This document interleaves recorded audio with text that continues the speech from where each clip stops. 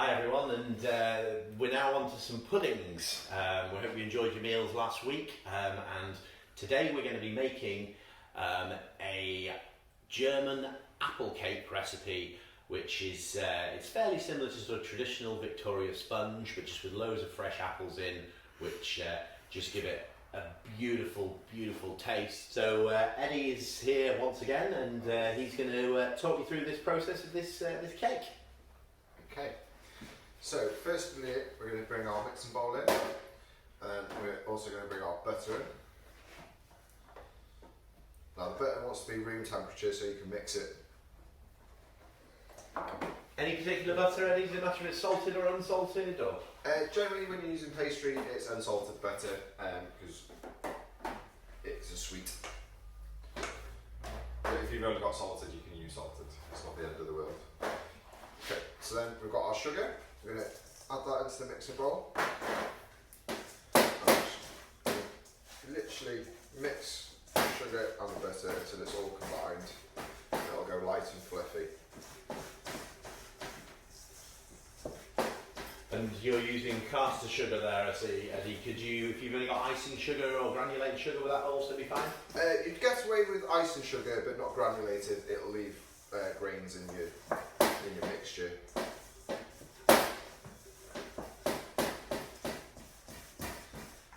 So just keep.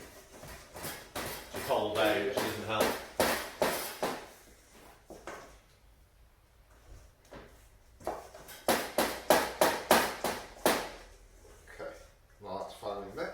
Show that to the camera there, what that should look like.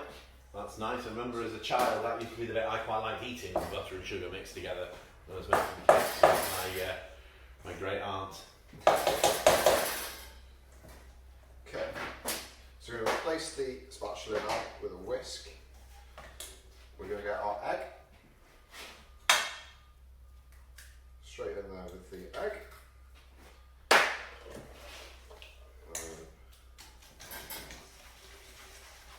Whisking that out. Could you do this in a food processor, Eddie? If you've got a food processor at home, it'll make the process a lot easier. Presumably, you'd want to use that if you were making, say, a cake in a cake ring. Yes. So you've got more, because obviously you're only doing it for sort of 2 people now, whereas if you were doing it for 6 or 7 people, a big cake.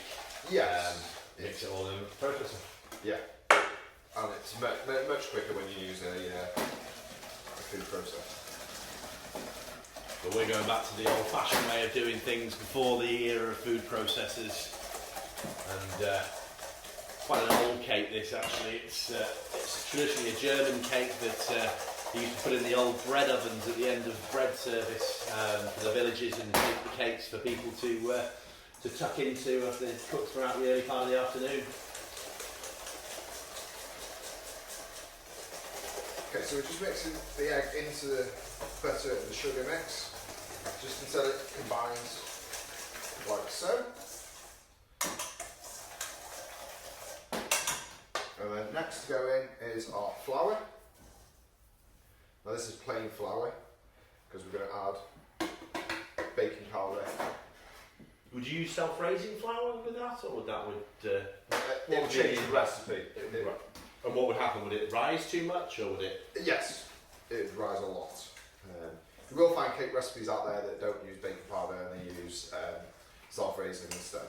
Right, okay. And the important thing with all puddings, obviously, is that if there's a recipe, that you follow it. Yes, with desserts, it's a lot more. You need to manage the weights because it'll throw everything off, and you will end up with either a flat cake or a cake that tastes very much of baking powder. Right, and obviously no one wants a flat cake, do they, Stuart? No, they don't, Toby. Okay. So knock your whisk off to get the majority of that off. And back with the spatula, and just going to mix it all in like so. So now we've got our cake mixture all combined like that. I'm just going to put it in front of us here. And we're going to get ourselves an apple. Now we're using Gala apples here. Any other types of apples you could use for this, Eddie? Yes, you can use Bramley apples, Pink Lady apples. If you've got an apple tree in your garden, feel free to use them as well. Okay. So once you've peeled the apple, I'm just going to take the core out by cutting it in quarters, like so. Get rid of the seeds.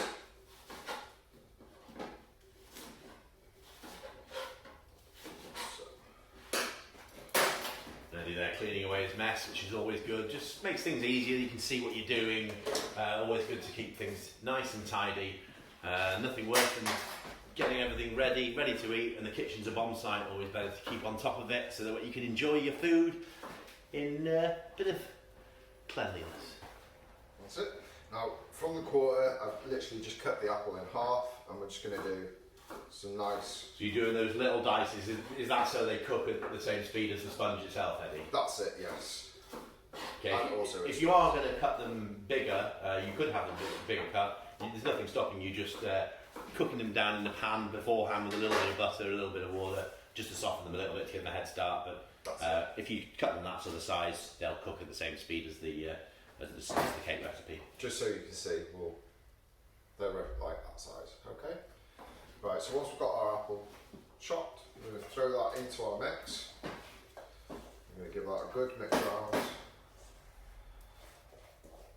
Make sure the cake mix goes all around the apple. You're missing some apple on your board, Eddie. Very well spotted, Beto. Well, it's not one lot. Exactly. Okay, so once we've given that a good mix round, we're going to get our foil tin.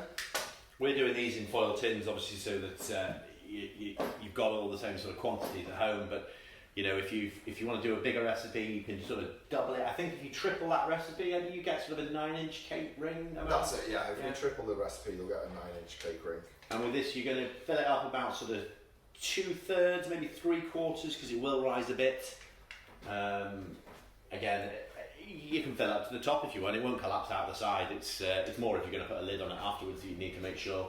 I think Eddie will probably just end up filling that up so it goes nice and high because he's got the mix there. That's it. And then we'll have a bit with our cups of Earl Grey in a little while. That's it. So once it's all in, we've got our oven on upstairs. It's preheated to 160, and we're going to cook it for roughly about 15 minutes. That's great. We'll be back to show you the finished cake as it comes out of the oven, and we will that'll be coming back in about 5 minutes.